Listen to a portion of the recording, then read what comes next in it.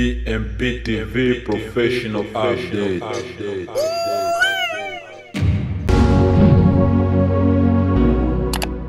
Habari za wakati huu ndugu mtazamaji wa BMP TV online popote ulipo, sauti yako ya uhakika kutoka moyo wa Afrika. Ni mimi Bila Pengo Ulwa. Tunakupongeza na kushukuru kwa kuendelea kutufuatilia kila siku kupitia mtandao yetu ya kijamii. Asante sana kwa uaminifu wenu na endeleeni kutunga mkono. Usisahau kusubscribe, kulike, kushare na kubonyeza alama kengele ili uwe kwanza kupata taarifa zetu mpya mara tu zinapotoka. Na leo tarehe 24 Novemba 2025. Na sasa tuende moja kwa moja kwenye mtasari wa habari za leo. DRC Uvira. Mgawanyo wa misaada wa PAME wazorota na kusababisha makabiliano kati ya FARDC na wazalendo. Katika Jamhuri ya Kidemokrasia ya Kongo, mvutano wa kiusalama umeendelea kuongezeka katika mikoa ya Kivu ya Kusini na Kivu ya Kaskazini. Kunayo na mengineyo, baki nasi ili kupata kile kinachojiri katika nchi ya Kidemokrasia ya Kongo na dunia nzima kwa ujumla. Habari kamili. Uvira. Hali ya taharuki imetikisa mji wa Uvira siku ya Jumapili tarehe 23 Novemba baada ya mgawanyo wa misaada ya kibinadamu kugeuka kuwa vurugu kubwa na kusababisha makabiliano makali kati ya wanajeshi wa FARDC na wapiganaji wa Wazalendo, tukio lililoacha vifo na majeruhi kadhaa. Kwa mujibu wa taarifa kutoka hospitali ya Uvira zilizonukuliwa na mwandishi Biobe Malenga, watu wawili wamefariki dunia na wengine 15 kujeruhiwa, baadhi yao wakiwa katika hali mbaya kutokana na majeraha ya risasi na msongamano wa watu wakati wa tukio. Mashuhuda wa tukio hilo wakizungumza na wanaharakati wa Lucha wamesema vurugu zilianza baada ya baadhi ya wapiganaji wa Wazalendo kuingilia usambazaji wa misaada ya chakula ya PAM iliyokuwa ikiendeshwa katika kanisa kuu la St. Paul, eneo la Songo. Jaribio hilo la kuingilia shughuli linasababisha wanajeshi wa FARDC kuingilia kurejesha utulivu, hatua iliyogeuka kuwa mbio za risasi kati ya pande hizo mbili. Wakati milio ya risasi ikisikika, hofu ilitanda miongoni mwa wakazi na watu kadhaa waliojeruhiwa na risasi zilizopotea. Baadhi ya majeruhi walikimbizwa katika vituo mbalimbali vya afya ndani ya mji, huku madaktari wakithibitisha kuwa wengine walipata majeraha mazito ya kiwewe.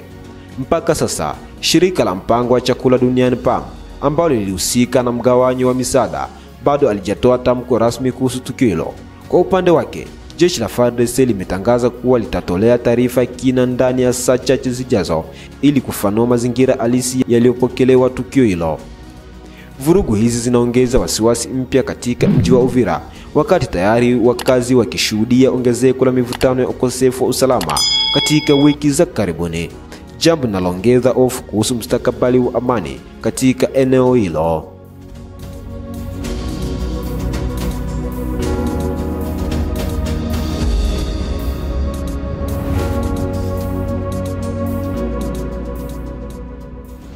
Bado tupo hapa DRC.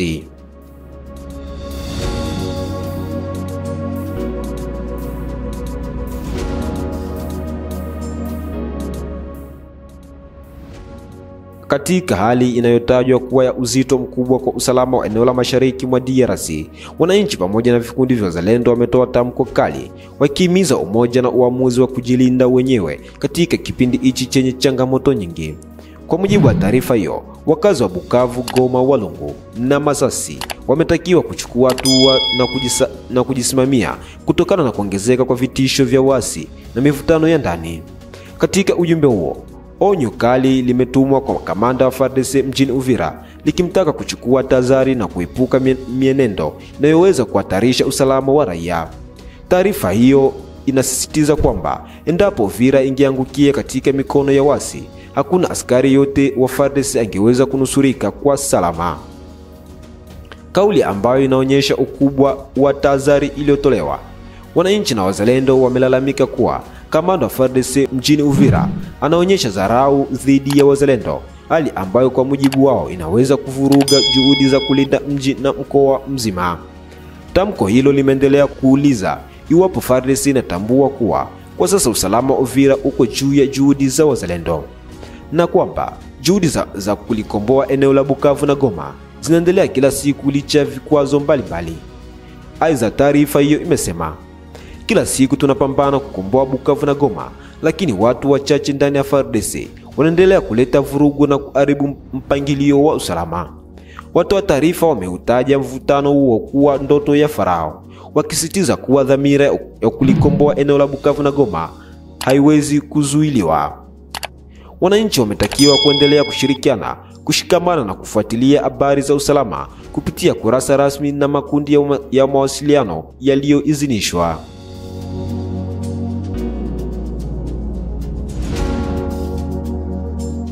Na hivi ndivyo tunafunga kurasa wetu wa habari kutoka hapa BMP TV Online. Endelea kuwa nasi kwa vipindi vingine vinavyofuata. Usisahau kusubscribe, kulike, kushare na kubonyeza alama kengele ili uwe kwanza kupata update zetu mara tu zinapotoka. Kwa niaba ya timu nzima ya utayarishaji, ni mimi Bila Pengo Ulua.